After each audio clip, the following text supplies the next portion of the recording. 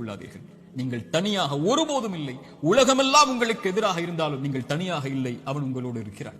அவன் உங்களோடு இருந்தால் இந்த உலகத்தில் யார் உங்களோடு இல்லை என்றாலும், இந்த உலகமே உங்களை வெறுத்திருந்தாலும், உலகமே உங்களை புறக்கணித்தாலும் கவலை கொள்ளாதீர்கள். அது போதும் நமக்கு. இறைவன் உங்களோடு இருந்தால் அது போதும். உலகமெல்லாம் உங்களோடு இருந்து இறைவன் உங்களோடு இல்லை என்றால் அதைவிட நஷ்டம் இல்லை.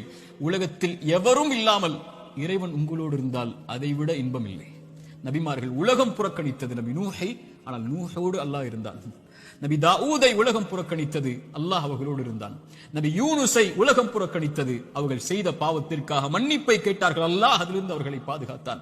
இப்ராஹீமை உலகம் புறக்கணித்தது, அல்லாஹ் அவர்களோடு இருந்தான். மூசாவை உலகம் புறக்கணித்தது, அல்லாஹ் அவர்களோடு இருந்தான். நபி அல்லாஹ்வின் தூதரையும் உலகம் புறக்கணித்தது, பெரும்பான்மை புறக்கணித்தது, அல்லாஹ் அவர்களோடு இருந்தான்.